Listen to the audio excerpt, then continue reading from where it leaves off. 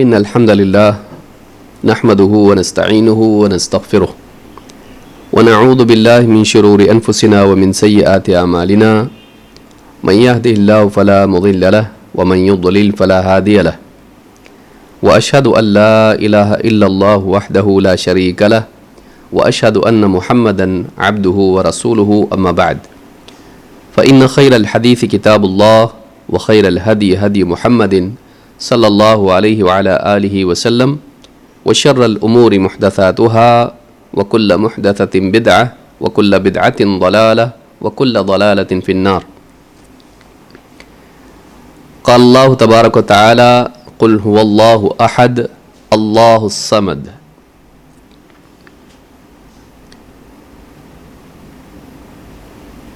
قابل احترام ماں اور بہنوں، قرآن کریم کی تفسیر کا یہ سلسلہ جو رمضان المبارک سے پہلے شروع ہوا تھا، آج سے اس سلسلے کو ہم دوبارہ جاری کر رہے ہیں۔ اللہ کی توفیق سے، اللہ کی مدد سے، اللہ کے فضل و کرم سے طلب علم کا یہ سلسلہ، تعلیم و تعلم کا یہ سلسلہ دوبارہ شروع کیا جا رہا ہے۔ اللہ تعالیٰ سے دعا ہے کہ اللہ تعالیٰ مرتے دم تک ہم لوگوں کو علم دین سیکھنے اور سکھانے کی توفیق عطا فرمائے۔ سارے علوم میں سب سے عظیم الشان علم اللہ رب العالمین کی توحید، اس کی معرفت، اس کی پسند ناپسند کا علم، اسی طرح سے جنت تک لے جانے والے راستے کا علم، اس میں آنے والی رکاوٹوں کا علم، اور اسی طرح سے کمی کوتاہی کی بھرپائی کے تعلق سے اللہ کی طرف سے بتائے ہوئے حل کا علم ہے۔ سارے علوم میں سب سے افضل اور اشرف علم توحید کا علم ہے۔ ایک انسان اپنے رب کو، اپنے مالک کو، اپنے معبود برحق کو پہچانے جو حقیقی معبود ہے، اور اس کی ذات و صفات کا علم حاصل کرے، اس کی معرفت حاصل کرے، یہ سارے علوم میں سب سے افضل اور اشرف علم ہے۔ اور اس کا مصدر، سب سے بہترین مصدر قرآن کریم ہے، اور قرآن کریم کے ساتھ ساتھ نبی کریم صلی اللہ علیہ وسلم کی سنت ہے۔ اللہ کا تعارف، اللہ کی پہچان، اللہ کی ذات و صفات کے بارے میں علم اگر کسی انسان کو حاصل کرنا ہے تو اس کا سب سے بہترین ذریعہ اور مصدر جہاں سے وہ علم لیا جا سکتا ہے قرآن کریم ہے۔ قرآن کریم کا کوئی بھی صفحہ آپ کھولیں، وہاں کچھ نہ کچھ اللہ کے بارے میں اس میں بتایا گیا ہوگا۔ کبھی اللہ کی صفات کے بارے میں، کبھی اللہ رب العالمین کے احکام کے بارے میں، کبھی دنیا کے بارے میں، کبھی آخرت کے بارے میں، کبھی واقعات کی صورت میں، کبھی مثالوں کی صورت میں، کبھی اللہ کے راضی ہونے اور ناراض ہونے کی گفتگو میں۔ قرآن کریم میں کہیں نہ کہیں ہم کو اللہ کے بارے میں معلومات ملے گی۔ بہت سے مقامات پر اللہ نے اپنے بارے میں تفصیل سے بیان کیا ہے اور ایک ساتھ کئی باتیں بیان کی ہیں، لیکن بعض مقامات ایسے ہیں جہاں پر اللہ تعالیٰ نے بہت ہی اختصار سے جامع طور پر، جامع ترین انداز میں اپنے بارے میں بتایا ہے۔ آیتیں، الفاظ کم ہیں، لیکن مجموعی طور پر اگر دیکھا جائے تو بہت ہی مختصر لیکن بہت ہی بڑی بات وہاں بیان کی گئی۔ انہی مقامات میں سے ایک مقام سورۃ الاخلاص ہے، جس میں اللہ تعالیٰ نے بہت ہی مختصر انداز میں ایک چھوٹی سی سورت میں اپنے بارے میں اتنے بہترین طور پر بتایا ہے کہ قیامت تک آنے والی انسان اگر اللہ کے بارے میں، حقیقی معبود کی پہچان کے بارے میں اگر جستجو رکھتے ہیں تو یہ سورت ان کے لیے ہدایت کا ذریعہ بن سکتی ہے۔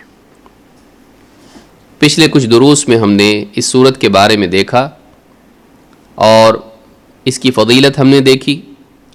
اسی کے ساتھ اس کی پہلی آیت قل هو اللہ احد میں ہم نے اللہ رب العالمین کے نام اللہ اور احد کے بارے میں دیکھا اور اللہ کی احدیت کے بارے میں کہ وہی ایک حقیقی معبود ہے، اس کا کوئی شریک نہیں.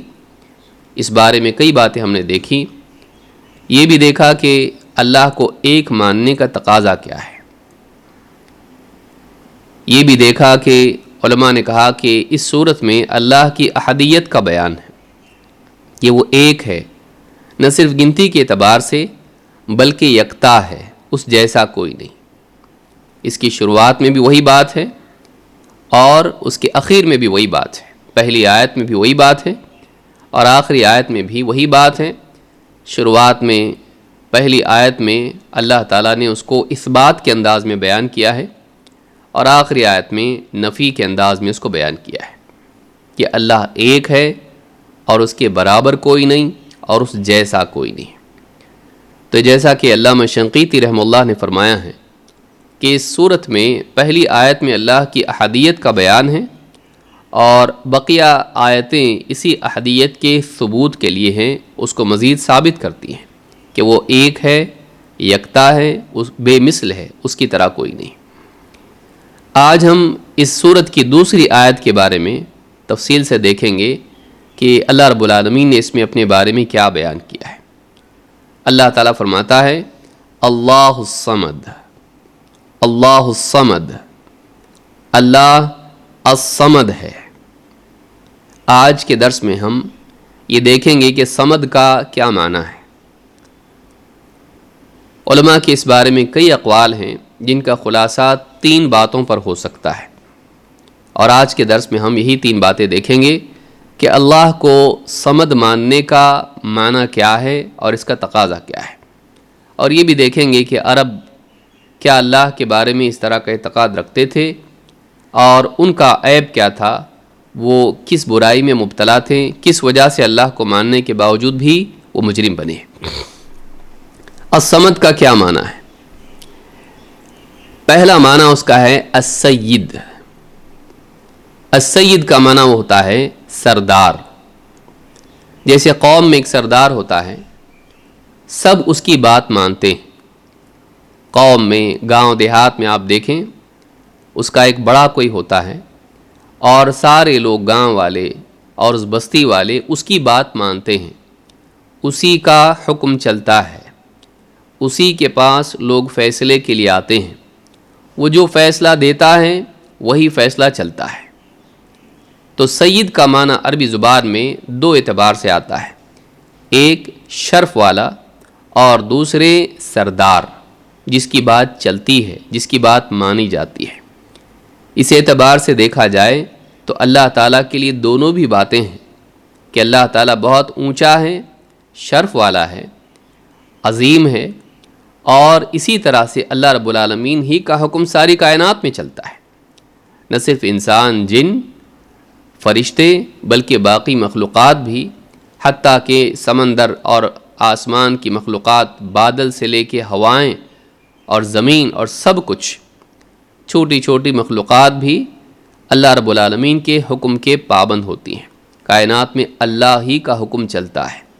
یدبر الامر من السماء الی الارض. اللہ فرماتا ہے اللہ تعالیٰ سارے معاملات کی تدبیر کرتا ہے آسمان سے زمین تک. تو ساری کائنات میں چاہے آسمان ہو زمین ہو، اللہ کا حکم چلتا ہے. اس اعتبار سے اللہ تعالیٰ ہی ساری کائنات کا سید ہے اور علی الاطلاق سید ہے. کوئی قوم کا سید ہوتا ہے، کوئی بستی کا ہوتا ہے، کوئی شہر کا ہوتا ہے، لیکن اللہ رب العالمین ساری کائنات کے اوپر حکمرانی کرنے والا، اور اللہ تعالیٰ ساری کائنات سے بڑھ کر، اللہ تعالیٰ ہر بندے سے بڑھ کر، ہر مخلوق سے بڑھ کے شرف والا ہے. اللہ کے برابر کوئی نہیں ہے. اللہ کی عظمت سب سے بڑھ کر ہے اور اس کی عظمت کسی کی محتاج نہیں ہے، کسی کی دی ہوئی نہیں ہے. باقی مخلوقات میں بڑائی ہوتی ہے لیکن کسی سبب سے جو کہیں اور سے ملتا ہے. کوئی انسان علم کے اعتبار سے لوگوں میں تعظیم کے لائق ہوتا ہے، کوئی مال کے اعتبار سے، کوئی سرداری کے اعتبار سے، کوئی کسی اور اعتبار سے، کوئی خاندان کے اعتبار سے، تو سبب اس کا ہوتا ہے، لیکن وہ سبب اللہ کا دیا ہوا ہوتا ہے۔ اللہ نے اس خاندان میں پیدا کیا، اللہ نے اس کو دین کی توفیق دی، اللہ نے اس کو مال دیا، اللہ نے اس کو سرداری دی، اللہ کے دینے سے اس کو عظمت اور شرف ملا۔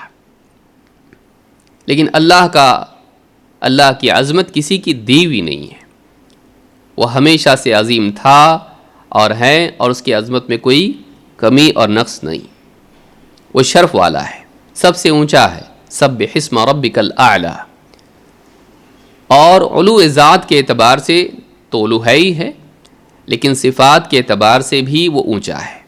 اس کی ہر بات مخلوق سے بڑھ کر بہتر ہے، اتنی بہتر کہ مخلوق کو اس سے تشبیہ نہیں دی جا سکتی، نہ کوئی اس میں موازنہ کیا جا سکتا ہے، کیونکہ مخلوق کے پاس جو بھی ہے وہ اللہ کا دیا ہوا ہے۔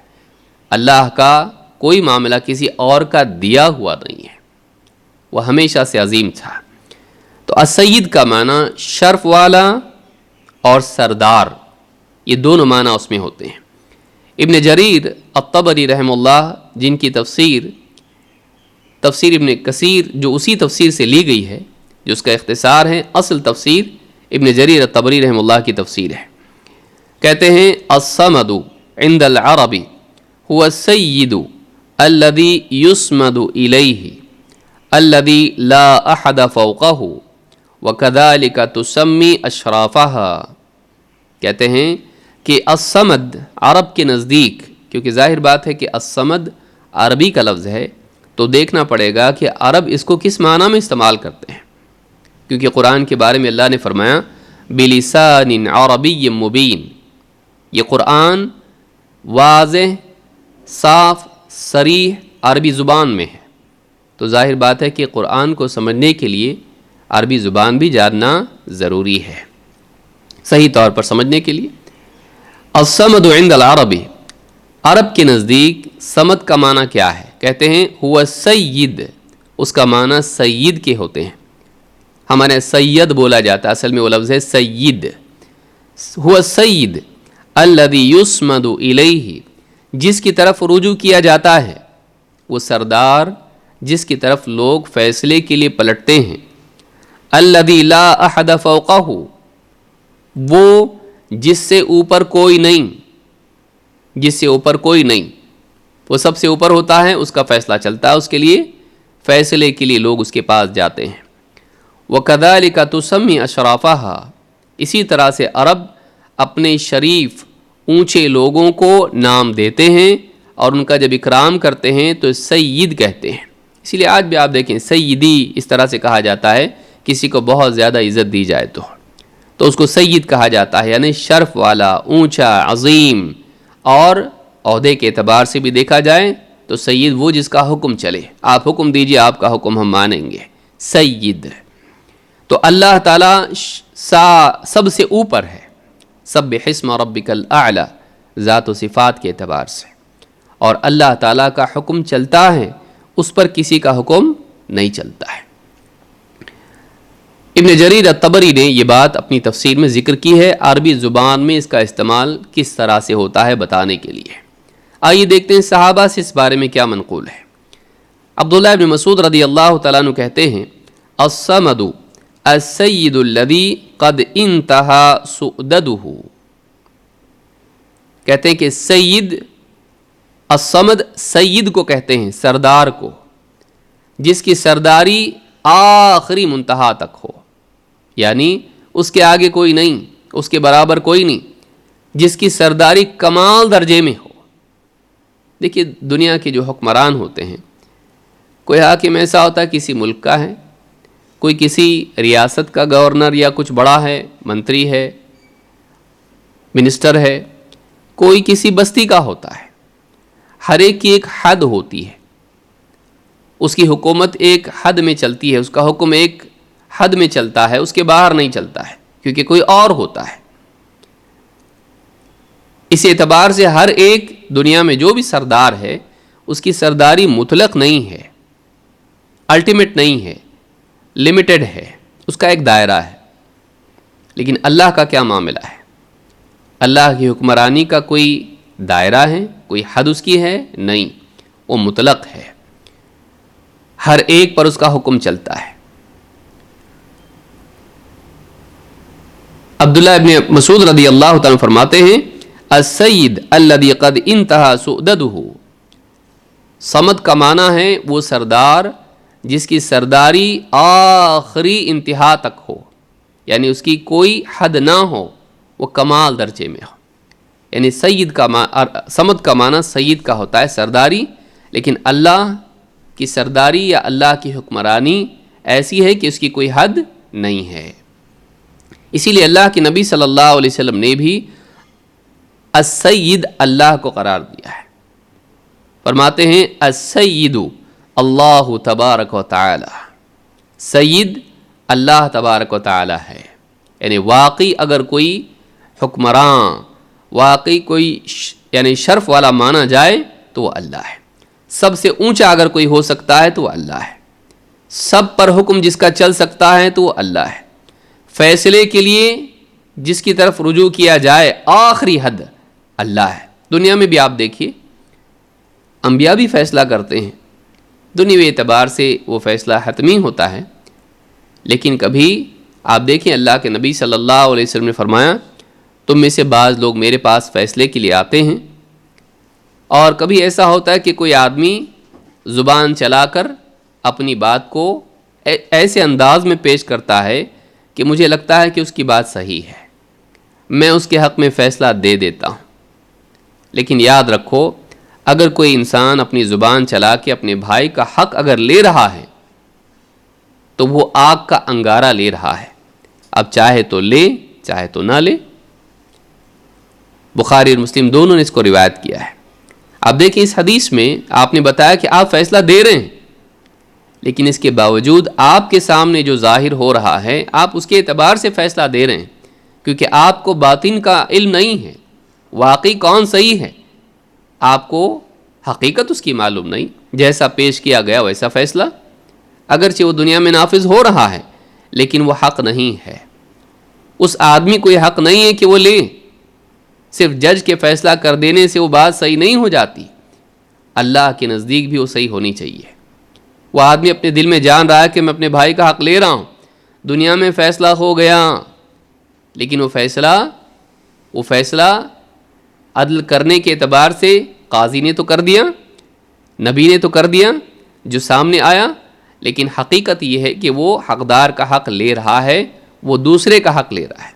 اب اس کا فیصلہ کیا ختم ہو گیا؟ نہیں۔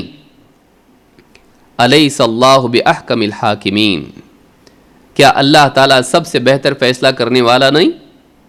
بہت سے فیصلے دنیا میں نہیں ہوں گے، قیامت کے دن اللہ تعالیٰ ایسے سارے فیصلے کر دے گا اور سب ٹھیک کر دے گا، حقدار کو اس کا حق ملے گا، مظلوم کو اس کا حق ملے گا۔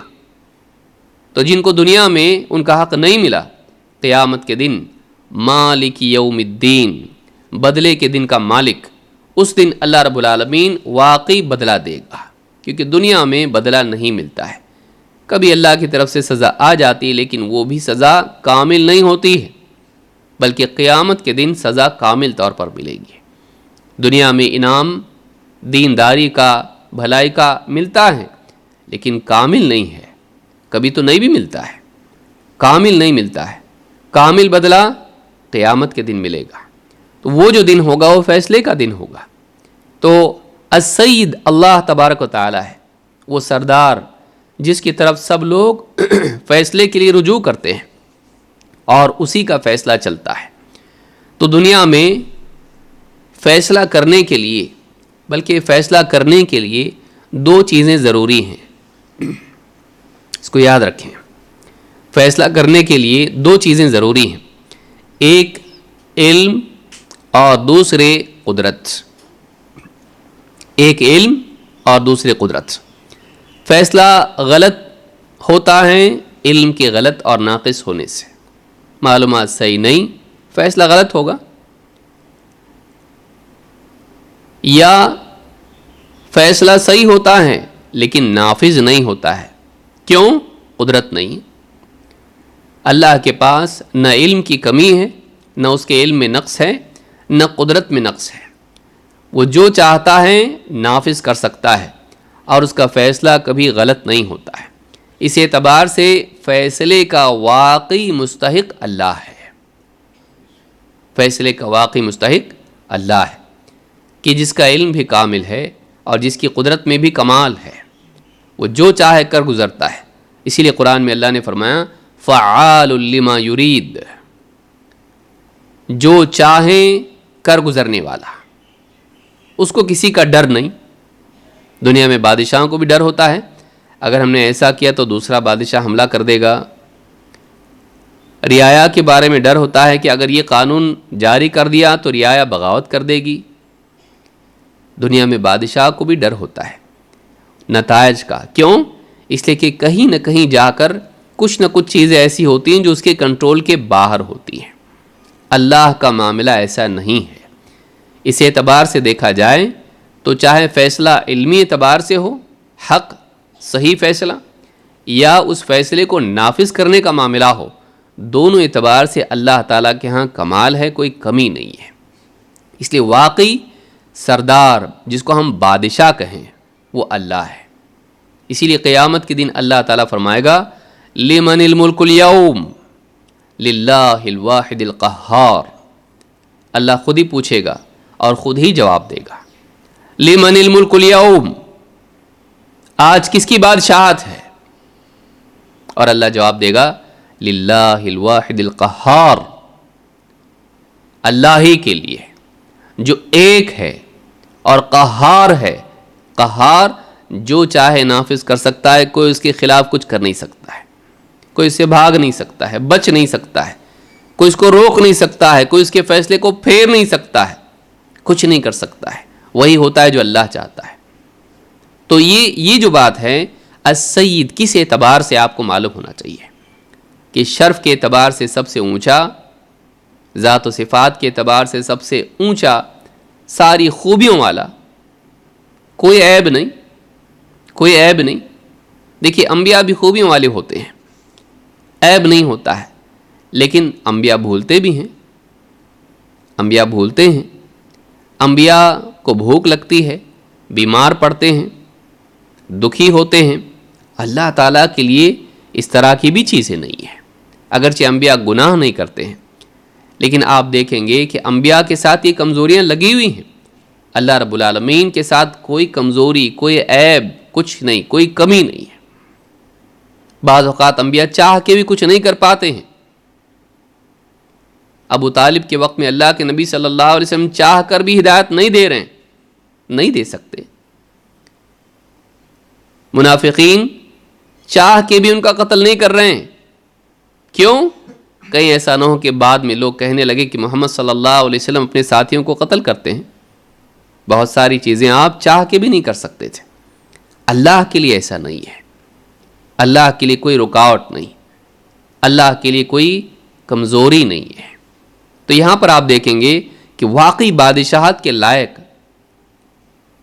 اگر کوئی ہے تو وہ اللہ ہے، وہی بادشاہ ہے۔ بس بندہ اس کو تسلیم کرے، اس کے ماننے نہ ماننے سے کیا فرق پڑتا ہے، اللہ تو ہے ہی بادشاہ۔ لیکن یہاں پر الصمد کا ایک معنی ہے السید، جس کو عربی زبان میں شریف اور سردار کہا جاتا ہے۔ سارا شرف اور خوبیاں اللہ کے لیے ہیں، پاکیزگی اللہ کے لیے ہیں، اور اسی طرح سے حکمرانی کا واقعی حق اگر ہے تو اللہ کو ہے، اور اسی کا حکم ساری کائنات میں چلتا ہے، دنیا میں بھی چلتا ہے اور آخرت میں تو واقعی چلے گا کمال درجے میں، کہ جن لوگوں کو چھوٹ دی گئی تھی اور وہ غلط کرتے تھے، اللہ کے حکم کے خلاف کرتے تھے، قیامت کے دن وہ حق بھی ان سے چھین لیا جائے گا، وہ نہیں کر پائیں گے کچھ، اور اس دن سارا فیصلہ ہوگا، کسی کی آزادی نہیں ہوگی کہ وہ غلط کام کر سکے۔ قیامت کے دن ہر غلط کا فیصلہ ہوگا، اور ظالم کو ظلم کی سزا ملے گی اور حقدار کو اس کا حق دلایا جائے گا۔ تو اللہ کے نبی صلی اللہ علیہ وسلم نے جو بات کہی السید اللہ تبارک و تعالی، سید واقعی اگر کوئی ہو سکتا ہے تو وہ اللہ تبارک و تعالی ہے۔ لیکن آپ دیکھیں گے کہ نبی صلی اللہ علیہ وسلم نے اپنے لیے بھی سید کا لفظ استعمال کیا ہے۔ آپ نے فرمایا انا سید ولد آدم یوم القیامہ ولا فخر، کہ میں آدم کی اولاد کا سید ہوں گا قیامت کے دن اور مجھے اس پر کوئی فخر نہیں ہے۔ وہاں پر آپ نے اپنے آپ کو سید کہا، لیکن وہ سید مطلق نہیں ہے، مقید ہے۔ آپ بنی آدم کے سید ہیں، یہ نہیں کہ آپ علی الاطلاق سید ہیں۔ آپ صلی اللہ علیہ وسلم اللہ کے حکم کے تابع ہیں، اللہ کسی کے حکم کے تابع نہیں ہے، تو آپ نے اپنی نسبت جوڑ کے کہا۔ لیکن واقعی اگر کوئی ہے اس اعتبار سے کہ جس کی طرف رجوع کیا جائے تو نبی صلی اللہ علیہ وسلم بھی فیصلے کے لیے اللہ کی طرف رجوع کرتے تھے۔ آپ سے پوچھا گیا کہ ساری زمینوں میں سب سے بہترین زمین کون سی بتائیے، تو آپ نے کہا کہ میں نہیں جانتا جب تک کہ جبریل نہ آ جائیں، جبریل سے نہ پوچھ لوں۔ تو فیصلے کے لیے آپ اللہ کی طرف سے انتظار کرتے تھے۔ یا اسی طرح سے آپ دیکھیں کہ قبلہ بیت المقدس تھا، لیکن آپ اپنے طور پر فیصلہ نہیں کر سکتے تھے، آپ انتظار میں تھے کہ اللہ کی طرف سے فیصلہ آ جائے۔ اللہ نے فیصلہ نازل کیا، قد نرى تقلب وجهك في السماء فلنولينك قبلة ترضاها۔ اے نبی، آپ کے چہرے کا آسمان میں بار بار پلٹنا ہم نے دیکھ لیا، تو لیجئے فلنولينك قبلة ترضاها، تو لیجئے ہم آپ کا فلنولينك قبلة ترضاها، کہ ہم آپ کو اس قبلے کی طرف پھیر دیتے ہیں جس میں آپ کی رضامندی ہے۔ تو اللہ رب العالمین کے فیصلے کا انتظار خود آپ بھی کرتے تھے، تو آپ بھی تابع تھے، اللہ کسی کے تابع نہیں ہے۔ اس اعتبار سے آپ دیکھیں گے کہ سید واقعی اگر اس کا کوئی حقدار ہے اس لقب کا تو اللہ ہے، اور باقی ساری مخلوق طبعاً ہو سکتی ہے اپنے اپنے دائرے میں، اپنے اپنے دائرے میں۔ تو آپ صلی اللہ علیہ وسلم مخلوق کے بنی آدم کے سردار ہیں، لیکن وہ طبعاً ہے، وہ علی الاطلاق نہیں ہے۔ واقعی اگر کوئی سید ہے تو وہ اللہ رب العالمین ہے۔ تو یہ ایک معنی ہم نے دیکھا۔ ابن قیم رحمۃ اللہ علیہ نے بھی یہ بات کہی ہے، کہتے ہیں وَهُوَ الْإِلَٰهُ السَّيِّدُ الصَّمَدُ الَّذِي صَمَدَتْ إِلَيْهِ الْخَلْقُ بِالْإِذْعَانِ۔ قصیدہ نونیہ ایک عقیدے کی کتاب ہے جو اشعار کی صورت میں ہے، عربی میں، اور ابن تیمیہ رحمۃ اللہ علیہ کے شاگرد ابن قیم رحمۃ اللہ علیہ نے یہ کتاب لکھی ہے۔ اس میں کہتے ہیں وَهُوَ الْإِلَٰهُ السَّيِّدُ الصَّمَدُ الَّذِي صَمَدَتْ إِلَيْهِ الْخَلْقُ بِالْإِذْعَانِ، کہ وہی اللہ ہے، وَهُوَ الْإِلَٰهُ جو حقیقی معبود ہے، السید الصمد جو سردار ہے، صمد ہے، الذی صمدت الیہ الخلق بالإذعان جس کی طرف فرما برداری کے ساتھ مخلوق رجوع کرتی ہے، جس کا حکم مخلوق پر چلتا ہے اور فیصلے کے لیے مخلوق اسی کی طرف رجوع کرتی ہے، چاہے وہ فیصلہ شریعت کا ہو یا وہ فیصلہ کائنات میں جو بھی فیصلے ہوتے ہیں اس اعتبار سے ہو۔ بیمار ہے تو بیماری سے شفا کے لیے بندہ اللہ کی طرف رجوع کرتا ہے، اللہ شفا دے دے، شفا کا فیصلہ نازل کر۔ یا اسی طرح سے انسان شریعت کے احکام میں اللہ کے حکم کی طرف رجوع کرتا ہے کہ اللہ کا حکم کیا ہے، تو وہ اللہ ہے، السید ہے، سردار ہے، بادشاہ ہے، اور وہ حقیقی معبود ہے، وہ الصمد ہے جس کی طرف صمدت الیہ الخلق بالاذعان، اذعان فرما برداری، صمدہ عربی زبان میں کہتے ہیں رجوع کرنا، رجوع کرنا، قصد کرنا۔ یہی بات اہل علم نے عربی زبان کے قواعد کے اعتبار سے کہی ہے۔ تو ابن اثیر رحمہ اللہ نے ایک قول یہ بھی ذکر کیا ہے، کہتے ہیں وقیل الذی یصمد فی الحوائج الیہ ای یقصد۔ النہایہ فی غریب الحدیث والاثر میں ابن اثیر، کثیر نہیں، اثیر الف سے، ابن اثیر رحمہ اللہ کہتے ہیں کہ علماء کا یہ بھی کہنا ہے کہ الصمد کا معنی کیا ہے، الذی یصمد فی الحوائج الیہ، حاجات میں مخلوق اسی کی طرف، یصمد ای یقصد، اسی کی طرف قصد کرتی ہے، مخلوق کا دل اسی کی طرف راغب ہوتا ہے فیصلے کے لیے، مدد کے لیے اور عطا کے لیے اور شفا کے لیے اور مسائل کے حل کے لیے۔ تو مخلوق جس کی طرف رجوع کرتی ہے اس کو صمد کہا جاتا ہے، آگے وہ بھی آئے گا۔ تو فیصلے کے اعتبار سے اللہ ہی کا فیصلہ چلتا ہے، وہ السید ہے، یہ صمد کا معنی ہے۔ ابن عباس رضی اللہ تعالیٰ عنہ کے قول سے مزید وضاحت اس کی ہوتی ہے اور بہت عمدہ طریقے سے انہوں نے یہ بات کہی ہے۔ عبداللہ ابن عباس رضی اللہ تعالیٰ عنہما الصمد کے بارے میں کیا کہتے ہیں؟ کہتے ہیں السید الذی قد کمل فی سؤددہ، سید وہ ہے جو اپنی، یعنی صمد کون ہے؟ السید الذی قد کمل فی سؤددہ، وہ سردار جو اپنی سرداری میں کمال کو پہنچا ہوا ہو، جو اپنی سرداری میں کمال کو پہنچا ہوا ہو۔ والشریف الذی قد کمل فی شرفہ، وہ شرف والا اونچا جو اپنی شرافت میں سب سے کامل ہو، اپنے شرف میں سب سے کامل ہو۔ والعظیم الذی قد عظم فی عظمتہ، وہ عظیم جو اپنی عظمت میں کمال کو پہنچا ہوا ہو، اونچا ہو، بڑا ہو۔ والحلیم الذی قد کمل فی حلمہ، حلم کس کو کہتے ہیں؟ جہالت کو برداشت کرنا، پکڑ نہیں کرنا، کہ جس کے سامنے کوئی جہالت کی حرکت کرے اور وہ سزا نہ دے، اس کو حلم کہتے ہیں۔ دنیا میں آپ دیکھیں اللہ کی شان میں کتنی گستاخیاں ہوتی ہیں، کوئی شرک کرتا ہے، کوئی اللہ کے اولاد قرار دیتا ہے، کوئی آخرت کا انکار کرتا ہے، کوئی اللہ رب العالمین کی شریعت کا مذاق اڑاتا ہے، لیکن اللہ رب العالمین یہ ساری جہالت دیکھتا ہے لیکن فوراً سزا نہیں دیتا ہے، وہ حلیم ہے۔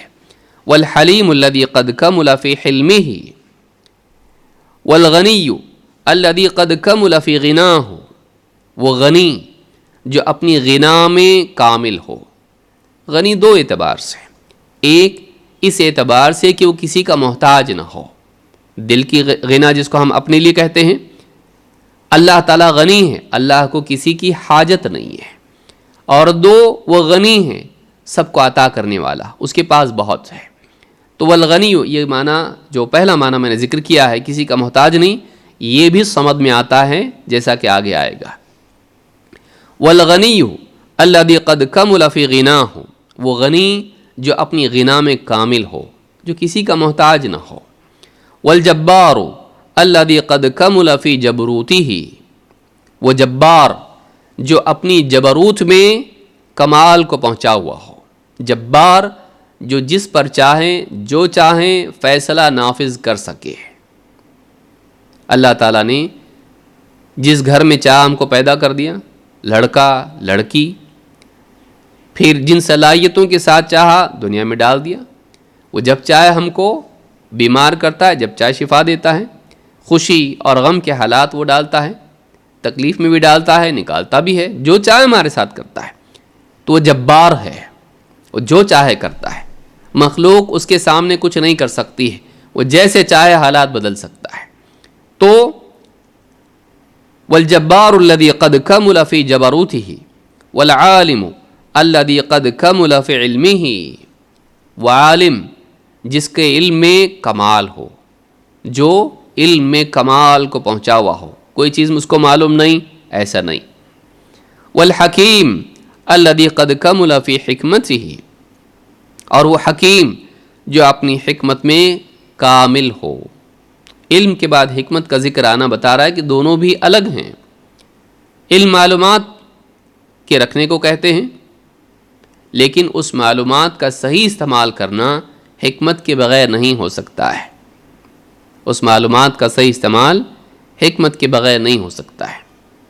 کب کیا کہنا، کب کیا کرنا، یہ جاننا، اور اس کے علاوہ بھی اس کو حکمت کہتے ہیں۔ مثال کے طور پر آپ دیکھیں کہ ایک انسان اللہ رب العالمین سے اپنے گناہوں کی وجہ سے مایوس ہو رہا ہو، تو اس کو جہنم کی باتیں بتانا، اللہ کے عذاب کی باتیں بتانا حکمت کا تقاضا نہیں ہے۔ اس کو اللہ سے امید دلانے والی بات کرنا چاہیے۔ لیکن آدمی ایسے وقت میں جان رہا ہے جہنم کی حدیثیں، جہنم کی آیتیں، اور اس کے سامنے بتا رہا ہے، اس کو علم ہے لیکن اس کے پاس حکمت نہیں ہے۔ کوئی آدمی گناہ پر گناہ کر رہا ہے اور بے فکر ہے، ایسے آدمی کو یہ بتانا کہ اللہ تعالیٰ کسی ایک نیکی پر بھی جنت میں ڈال سکتا ہے، یہ حکمت نہیں ہے۔ ایسا آدمی اور زیادہ گناہوں میں تیز ہوگا۔ ایسے آدمی کے سامنے بتانا ضروری ہے کہ وہ گناہوں سے رکے، ورنہ اللہ تعالیٰ اس کے گناہوں پر اس کی پکڑ کر سکتا ہے۔ تو بعض اوقات انسان کے پاس جنت جہنم کے بارے میں معلومات ہوتی ہے، لیکن اس کو صحیح طور پر استعمال کرنا، صحیح وقت پر صحیح انسان کے سامنے صحیح بات بولنا، اس کو حکمت کہتے ہیں۔ اگر حکمت انسان کے پاس نہ ہو تو صحیح دعوت نہیں دے سکتا۔ اسی لیے آپ دیکھیں قرآن میں اللہ نے کیا فرمایا، ادعو الی سبیل ربک بالحکمہ، اپنے رب کے راستے کی طرف دعوت دو حکمت کے ساتھ۔ تو دعوت دینے میں حکمت ہونا ضروری ہے۔ کیا بولنا، کب بولنا، کیسے بولنا، کس سے کیا بولنا، کس طریقے سے بولنا، یہ ساری باتیں اگر انسان کے پاس نہ ہوں، معلومات وہ حاصل کر کے بھی دعوت دینے میں غلطیاں کر سکتا ہے۔ تو حکمت کا ہونا بہت ضروری ہے۔ اور حکمت کیا ہے؟ سنت، نبی صلی اللہ علیہ وسلم کی سنت سے غور و فکر کر کے جو اصول انسان مستنبط کرتا ہے، یہ حکمت ہے۔ کتاب و سنت کے مطابق انسان صحیح طور پر صحیح کام کرے، اس کو حکمت کہتے ہیں۔ تو کہتے ہیں کہ والحکیم الذی قد کمل فی حکمتہ، اللہ الصمد ہے۔ کیا مطلب؟ وہ حکیم جس کی حکمت کمال کو پہنچی ہوئی ہو۔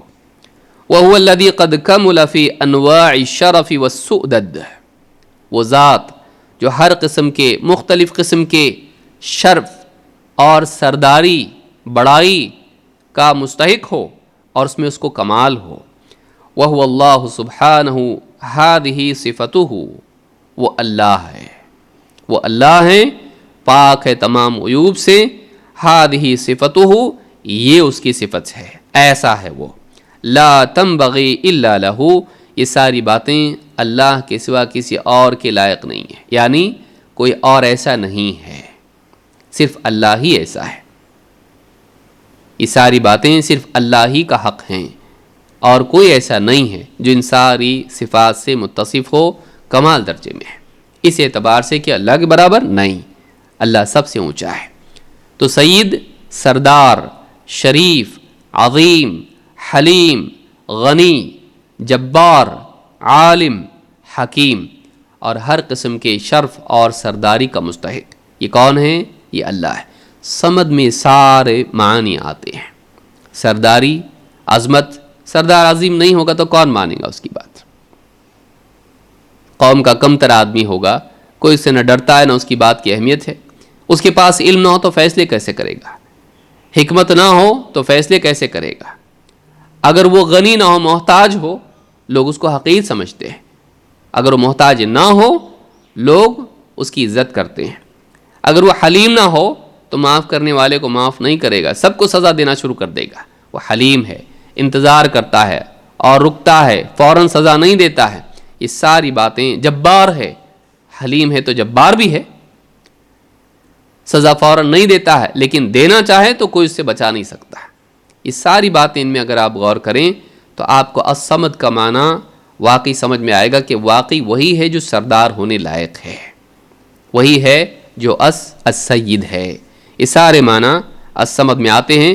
ابن جریر الطبری رحمہ اللہ نے ابن عباس رضی اللہ تعالیٰ عنہ کا ایک قول ذکر کیا ہے، اور اس کو ابن کثیر رحمۃ اللہ علیہ نے بھی اپنی تفسیر میں ذکر کیا ہے۔ یہ ایک معنی ہوا الصمد کا، سردار، شرف والا، اونچا، شرف والا، سردار، جس کی حکمرانی چلتی ہے اور جس کی طرف لوگ فیصلے کے لیے رجوع کرتے ہیں۔ نمبر 2، دوسرا معنی کیا ہے جو پہلے میں آ چکا ایک حد تک، الغنی، مخلوق سے مستغنی، اس کو کسی کی حاجت نہیں، کسی چیز کی حاجت نہیں، کسی کی حاجت نہیں، کسی چیز کی بھی حاجت نہیں ہے، جو مستغنی ہو، غنی ہو۔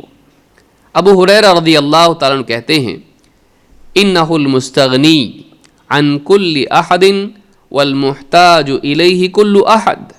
امام القرطبی نے یہ قول ذکر کیا ہے، کہتے ہیں کہ اللہ تعالیٰ الصمد ہے کا مطلب کیا ہے؟ کہتے ہیں انہ المستغنی عن کل احد، وہ ہر ایک سے مستغنی ہے، مستغنی کا مطلب کیا؟ اس کو کسی کی ضرورت نہیں، وہ ہر ایک سے مستغنی ہے، اس کو کسی کی ضرورت نہیں.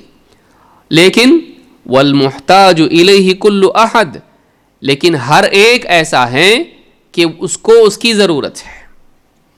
تو الصمد کا مطلب کیا ہے؟ جس کو کسی کی ضرورت نہ ہو لیکن سب کو اس کی ضرورت ہو. یہ معنی کس کے ہیں؟ الصمد کے. امام القرطبی نے اس کو روایت کیا ہے. مجاہد جو تابعی ہیں کہتے ہیں الصمد الذی لا جوف لہ، صمد اس کو کہتے ہیں جس کو جوف نہ ہو. ہمارا پیٹ ہوتا ہے، پیٹ کے اندر جگہ ہوتی ہے، اس میں آنتیں ہوتی ہیں، اس میں ہم کھانا کھاتے ہیں، آنتوں میں جا کے کھانا باہر نکلتا ہے، خون بنتا ہے اور قوت ملتی ہے ہم کو. ہم کھانے کے محتاج ہیں. الصمد وہ ہے جس کو جوف نہیں ہے، پیٹ نہیں، اندر کا جو جوف ہوتا ہے وہ پیٹ نہیں. الصمد الذی لا جوف لہ.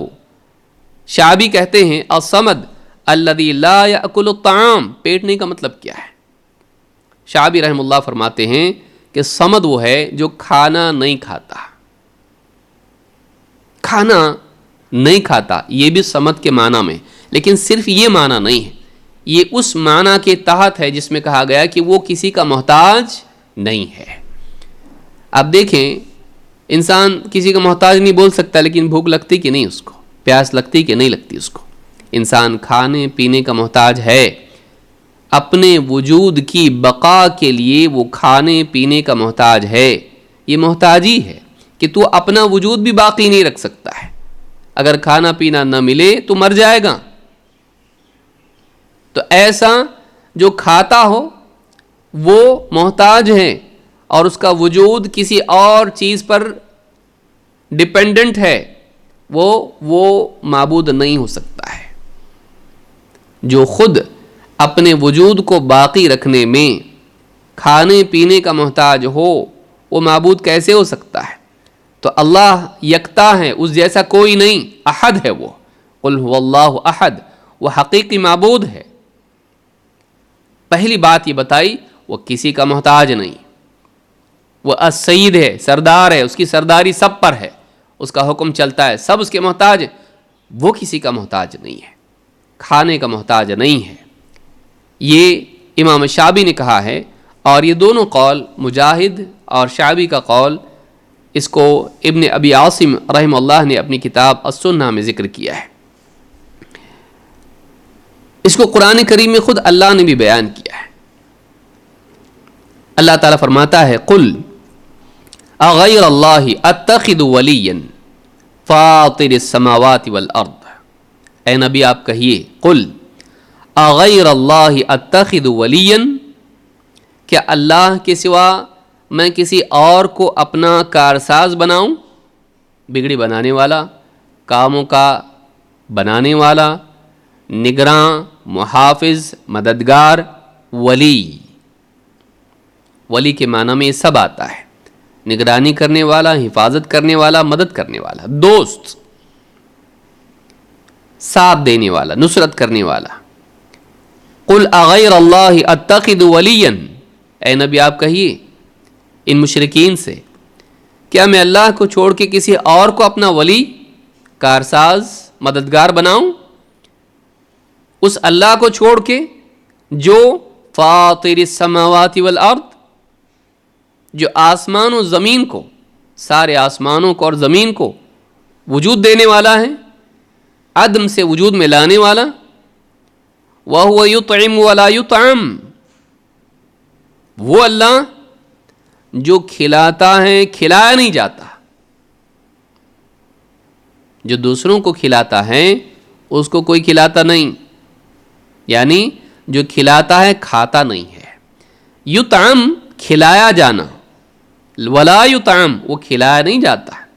آپ دیکھیے ہمیشہ سے آپ دیکھیں گے چاہے زندہ ہو یا مورتیاں ہوں یا کچھ بھی ہوں، عام طور سے انسان اپنے بتوں پر چڑھاوے چڑھاتے رہیں، کھانے کی چیزیں لے جا کے ان کے سامنے رکھتے ہیں. یا دنیا میں کوئی غلام ہو اپنے مالک کے لیے کھانا بنا کے لاتا ہے. جتنی مخلوقات ہیں وہ کھانے کی محتاج ہیں. اپنی حیات کو باقی رکھنے کے لیے وہ کھانے پر ان کا مدار ہوتا ہے، یہ اس کے محتاج ہوتے ہیں۔ اللہ نے بتایا وَهُوَ يُطْعِمُ وَلَا يُطْعَمُ، وہ کھلاتا ہے بندوں کو، اس کو کوئی کھلاتا نہیں ہے، کیوں؟ اس لیے کہ وہ کھانے کا محتاج نہیں ہے۔ تو میں ایسے کو اپنا کارساز مانتا ہوں جو آسمان و زمین کو جس نے پیدا کیا اور وہ مخلوق کو کھلاتا ہے، کھاتا نہیں ہے، اس کو کوئی کھلاتا نہیں ہے۔ قُلْ إِنِّي أُمِرْتُ أَنْ أَكُونَ أَوَّلَ مَنْ أَسْلَمَ، اے نبی آپ یہ بھی کہیے کہ مجھے حکم دیا گیا ہے کہ میں پہلا فرما بردار بن جاؤں، اسلام قبول کرنے والا پہلا انسان میں بنوں، اللہ کی طرف سے دین آنے کے بعد سب سے پہلے میں اسے قبول کروں۔ وَلَا تَكُونَنَّ مِنَ الْمُشْرِكِينَ، اور مجھے یہ بات کہی گئی ہے کہ ہرگز بھی مشرکین میں سے مت بننا۔ یہ سورہ الانعام کی آیت نمبر 14 ہے۔ اس میں آپ دیکھیں گے کہ اللہ رب العالمین نے اپنے بارے میں کیا کہا، وَهُوَ يُطْعِمُ وَلَا يُطْعَمُ، وہ کھلاتا ہے، ساری مخلوق اپنے رزق میں اس کی محتاج ہے، لیکن وہ خود کھاتا نہیں ہے، کیوں؟ اس کو حاجت نہیں ہے، نہ کھانے کی نہ کسی اور کی، کسی بھی چیز کی نہیں، تو اللہ کو کوئی حاجت نہیں۔ لیکن اس کے بالمقابل نصرانیوں نے، عیسائیوں نے عیسیٰ علیہ السلام کو اپنا معبود بنا لیا، اللہ کے برابر کر دیا۔ اس کا انکار کرنے کے لیے اللہ نے کیا ذکر کیا، آپ دیکھیے کیا ہے۔ اللہ فرماتا ہے مل مسیح ابن مریم الا رسول، مسیح جو مریم کے بیٹے تھے۔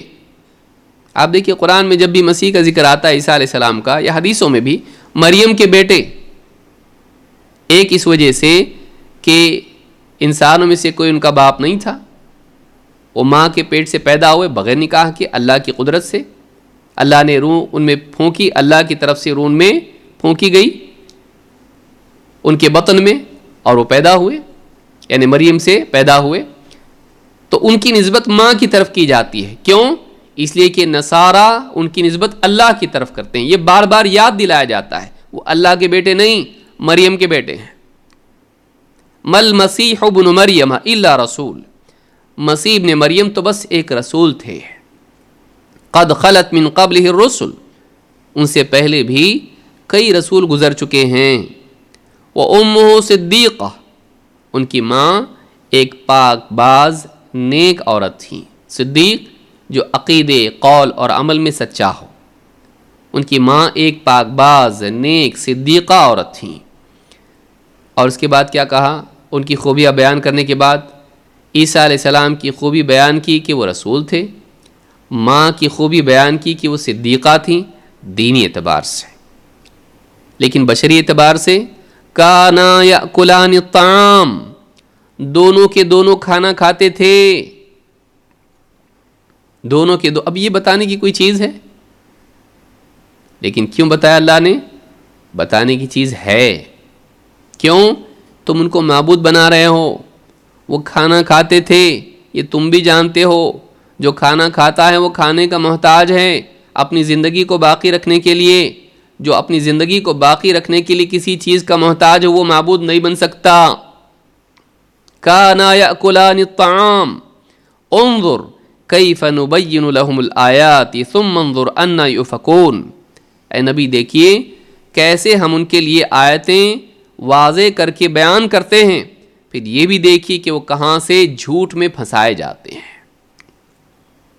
دیکھ لیجئے کتنی واضح طور پر ان کو بات سمجھا رہے ہیں کہ وہ رسول تھے، ان کی ماں صدیقہ تھیں، یہ تو ہے ٹھیک، لیکن انسان تھے نا، ان کو معبود کیوں بنا دیا تم نے؟ کھانا کھاتے تھے، وہ کھانا کھانا یہ بتا رہا ہے کہ وہ انسان تھے، معبود نہیں بن سکتے، اللہ کے برابر نہیں ہو سکتے۔ لیکن پھر دیکھو یہ سب جاننے کے بعد بھی کس طرح سے وہ جھوٹے عقیدوں میں پھنس جاتے ہیں کہ عیسیٰ علیہ السلام اللہ کے بیٹے تھے یا اللہ کے برابر تھے۔ قل اتعبدون من دون اللہ ما لا یملک لکم ضرا ولا نفعا، اے نبی آپ کہیے کیا تم اللہ کے سوا ایسوں کو پوجتے ہو، ایسوں کی عبادت کرتے ہو جو نہ تمہارے لیے کسی نقصان کا اختیار رکھتے ہیں اور نہ نفع کا، نہ تم کو کوئی نقصان پہنچا سکتے نہ فائدہ، واللہ هو السمیع العلیم، اللہ ہی سننے والا جاننے والا ہے۔ اے نبی، ان کی ساری باتوں کو اللہ سنتا ہے۔ اللہ کے بارے میں جتنی گستاخی کی باتیں، اللہ کا بیٹا، اللہ کا شریک، اللہ اس کو سن رہا ہے۔ وہ جو کہتے ہیں اللہ اس کو سنتا ہے، اور ان کی نیتوں کو بھی جانتا ہے، اور حقائق کو بھی سارے اللہ جانتا ہے۔ تو اللہ سمیع ہے، علیم ہے۔ یہ سورۃ المائدہ کی آیت نمبر 75 اور 76 ہے۔ اس میں اللہ رب العالمین نے عیسیٰ ابن مریم علیہ السلام اور ان کی والدہ حضرت مریم، ان دونوں کی الوہیت کا انکار کیا، تو اللہ رب العالمین نے کیا بتایا؟ دونوں کھانا کھاتے تھے۔ تو اللہ تعالیٰ کھاتا نہیں۔ الصمد، اللہ الصمد ہے تو وہ کھاتا نہیں ہے، جیسا کہ امام الشعبی نے کہا، اور لا جوف لہم، یہی بات علماء نے کہی ہے۔ حسن بصری رحمۃ اللہ علیہ فرماتے ہیں الصمد الباقی بعد خلقہ وہو قول قتادہ، کہتے ہیں الصمد کے معنی میں یہ بھی آتا ہے، دیکھیے جو کھاتا پیتا ہے کا مطلب یہ ہے کہ وہ کسی چیز پر ڈیپینڈنٹ ہے، محتاج ہے، اور اس کے لیے بقا نہیں ہے، اس کے لیے بقا نہیں ہے۔ جتنے بھی لوگ آئیں، کھائے پیے، اور ایک وقت آیا دنیا سے چلے گئے۔ جس کی حیات کسی چیز پر مبنی ہو، اس کی حیات دائمی کیسے ہوگی؟ اس کی حیات دائمی نہیں ہوگی۔ اللہ رب العالمین کسی چیز پر اللہ کی حیات کا مدار نہیں ہے۔ اللہ ہمیشہ سے زندہ ہے اور ہمیشہ زندہ رہے گا۔ وَتَوَكَّلْ عَلَى الْحَيِّ الَّذِي لَا يَمُوتُ، اے نبی اس ذات پر بھروسہ رکھیے جو زندہ ہے، جسے کبھی موت نہیں آنے کی۔ تو زندہ ہے، اسے موت نہیں۔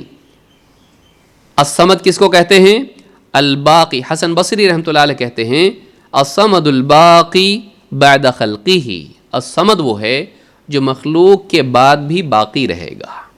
ساری مخلوق کے لیے فنا ہے، لیکن اس کے لیے فنا نہیں ہے، وہ باقی رہے گا۔ قتادہ جو تابعی ہیں، ان کا بھی یہی کہنا ہے، وہ قول قتادہ۔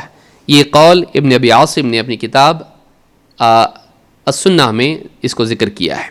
تو یہ باتیں معلوم ہوئی۔ نمبر 2، پہلی بات کیا ہے؟ السید۔ دوسری بات، یعنی دوسرا معنی جو الصمد کے ضمن میں آتا ہے وہ یہ کہ وہ کسی کا محتاج نہیں، کھانے کا بھی محتاج نہیں، اور کسی چیز کا محتاج نہیں، کسی مخلوق کا محتاج نہیں۔ تیسرا معنی کیا ہے؟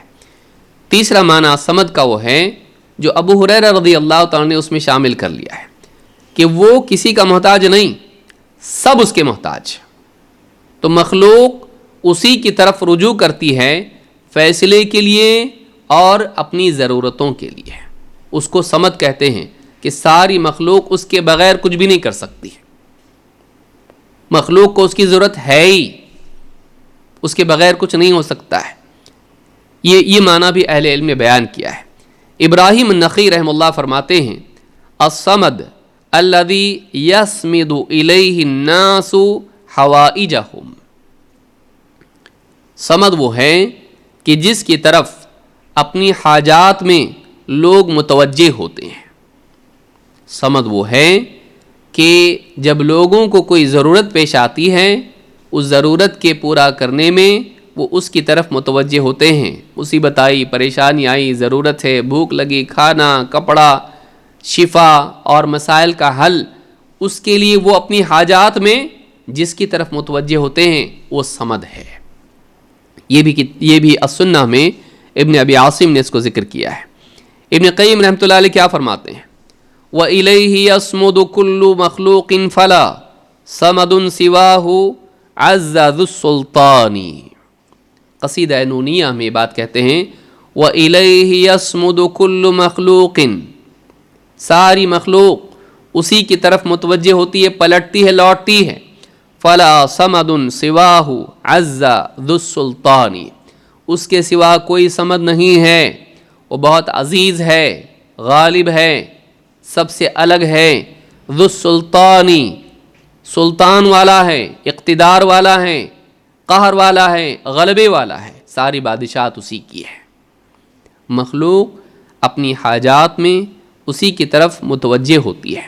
صمد میں یہ معنی بھی ہے کہ جس کی طرف مخلوق متوجہ ہو، اپنی ضرورتوں میں اس کی طرف پلٹے۔ ایک لمبی روایت ہے جس کو بیان کر کے میں اپنی بات ختم کروں گا۔ ایک حدیث قدسی ہے جس میں اللہ رب العالمین نے اپنی عظمت کا ذکر کیا ہے، جس سے اس معنی کی مزید وضاحت ہوتی کہ صمد کا معنی کیا ہے۔ اللہ تعالیٰ فرماتا ہے، حدیث قدسی وہ حدیث ہوتی ہے جو اللہ کی طرف سے اللہ کی بات ہو اور نبی صلی اللہ علیہ وسلم نے اس کو نقل کیا، جو قرآن میں نہ ہو۔ اللہ تعالیٰ فرماتا ہے، یا عبادی، اے میرے بندو، انی حرمت الظلم علی نفسی، میں نے اپنے آپ پر ظلم کو حرام کر دیا ہے، وجعلتہ محرما بینکم، اور تمہارے درمیان بھی ظلم کو حرام قرار دیا ہے، فلا تظالموا، تو تم بھی آپس میں ظلم مت کرنا۔ یا عبادی کلکم ضال الا من ہدیتہ، اے میرے بندو، تم سب کے سب ہدایت سے محروم ہو سوائے اس کے جسے میں ہدایت دوں، فاستہدونی اہدکم، تو تم مجھ سے ہدایت مانگو میں تمہیں ہدایت دوں گا۔ یا عبادی کلکم جائع الا من اطعمتہ، اے میرے بندو، تم میں سب کے سب، تم میں سے ہر ایک بھوکا ہے سوائے اس کے جسے میں کھلاؤں، فاستطعمونی اطعمکم، مجھ سے کھانا مانگو، مجھ سے اپنا رزق مانگو، میں تمہیں کھلاؤں گا۔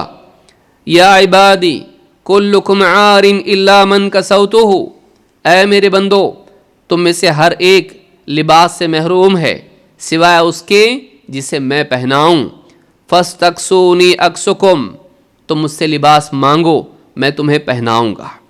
یا عبادی انکم تخطئون، یا عبادی انکم تخطئون باللیل والنہار وانا اغفر الذنوب جمیعا، اے میرے بندو، تم رات دن خطائیں، گناہ، غلطیاں کرتے ہو اور میں وہ ہوں جو سارے گناہوں کی مغفرت کرنے والا ہے، میں چاہوں تو سارے گناہوں کی مغفرت کر دوں۔ فاستغفرونی اغفر لکم، تم مجھ سے مغفرت مانگو میں تمہاری مغفرت کروں گا۔ یا عبادی انکم لن تبلغوا ضری فتضرونی، اے میرے بندو، تم اس مقام کو کبھی نہیں پہنچ سکتے کہ تم مجھے نقصان پہنچانا چاہو اور نقصان پہنچا دو، ولن تبلغوا نفعی فتنفعونی، اور تمہیں کبھی ایسا مقام نہیں مل سکتا، تم کبھی ایسے نہیں بن سکتے کہ مجھ کو فائدہ پہنچانے لگو اور فائدہ پہنچاؤ۔ یا عبادی لو ان اولکم وآخرکم وانسکم وجنکم كانوا على اتقى قلب رجل واحد منکم ما زاد ذلك فی ملکی شیئا، اے میرے بندو، تم میں سے پہلا سے لے کر آخری انسان تک، انسان بھی اور جنات بھی، سب کے سب اگر تم میں سے سب سے متقی انسان کے، متقی بندے کے دل کی طرح پاک صاف ہو جائیں، نیک ہو جائیں، میری بادشاہت میں سے کوئی بھی اضافہ ہونے والا نہیں ہے۔ تمہاری عبادات کی مجھ کو ضرورت نہیں ہے، تمہاری دینداری کی مجھ کو ضرورت نہیں ہے، تم سب کے سب سے نیک دل انسان کی طرح بن جاؤ، جنات بھی انسان بھی، میری بادشاہت میں کوئی اضافہ نہیں ہوگا اس سے۔ یا عبادی لو ان اولکم وآخرکم وانسکم وجنکم كانوا على افجر قلب رجل واحد منکم ما نقص ذلك من ملکی شیئا، اے میرے بندو، تم سب کے سب اول سے لے کے آخر تک، انسان بھی اور جن بھی، سب کے سب سے فاسق ترین انسان بندے کی طرح، اس کے دل کی طرح ہو جائیں تو اس سے میری بادشاہت میں ذرا بھی کوئی نقص پیدا نہیں ہوگا۔ میری بادشاہت اپنی جگہ باقی ہے، کوئی کمی نہیں ہوگی، تمہاری محتاج نہیں ہے، اللہ کی بادشاہت تمہاری محتاج نہیں ہے۔ یا عبادی لو ان اولکم وآخرکم وانسکم وجنکم قاموا فی صعید واحد فسألونی فأعطیت کل انسان مسألتہ، اے میرے بندو، اگر تم میں سے پہلے سے لے کے آخری تک، انسان بھی اور جنات بھی، سب کے سب ایک ساتھ جمع ہو جائیں اور مجھ سے مانگیں، ایک میدان میں جمع ہو کر سب کے سب ایک وقت میں مجھ سے اپنی ساری تمنائیں مانگ لیں، فأعطیت کل انسان مسألتہ، اور میں ہر ایک کو اس کے مانگنے کے مطابق دے بھی دوں، ما نقص ذلك مما عندی الا كما ينقص المخيط اذا ادخل البحر، اگر سب کے سب اپنی چاہت کے مطابق ایک وقت میں مانگ بھی لیں اور میں دے دوں تو اس سے میرے پاس جو کچھ ہے اس میں اتنی بھی کمی نہیں ہوگی جتنی سمندر میں سوئی ڈبونے سے ہوتی ہے. یہ بھی سمجھانے کے لیے بولا ہے، ورنہ اللہ جو چاہے پیدا کر سکتا ہے، کبھی کمی کا امکان ہی نہیں وہاں پہ.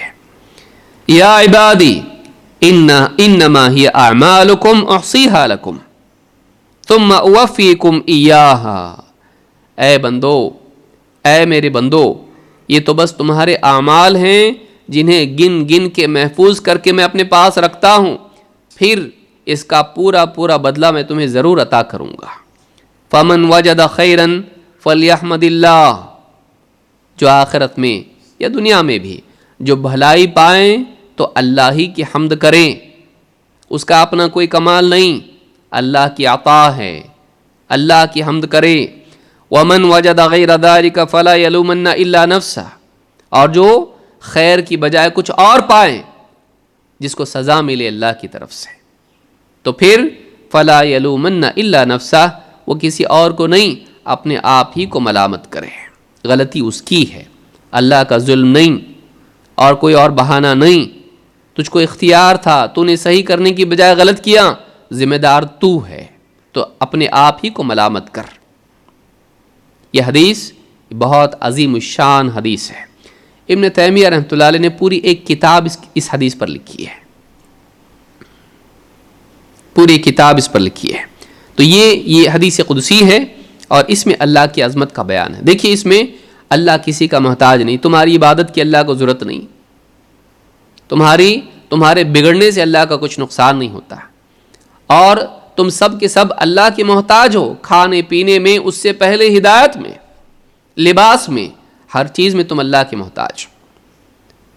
اور اللہ تعالیٰ فیصلہ کرنے والا ہے، وہ قاہر ہے، سب پر غلبہ والا ہے، جو چاہے کر سکتا ہے، جو چاہے دے سکتا ہے، گناہوں کی مغفرت کر سکتا ہے، اور سب کچھ اس کے پاس ہے، اس کو کسی کی ضرورت نہیں ہے. یہ جو عدم محتاجی اور فیصلہ اور سرداری اور بندوں کا اس کا محتاج ہونا کہ بندے اس کے محتاج ہیں، یہ ساری باتیں جو ہیں الصمد کے معنی میں ہیں. الصمد کے کہ گویا کہ اس کی تفصیل ہے، لفظ الصمد کی یہ تفصیل ہے. تو یہ امام مسلم نے اس روایت کو اپنی صحیح میں ذکر کیا ہے کتاب البر والصلۃ والآداب میں، اور حدیث نمبر 2577. تو یہ باتیں الصمد کے معنی میں ہیں. انشاءاللہ مزید باتیں ہم دیکھیں گے کہ مشرکین کس طرح سے اللہ کے ساتھ شرک کرتے تھے اور وہ اللہ کو کیا مانتے تھے، کیا ان کے پاس بھی عقیدہ تھا یا نہیں.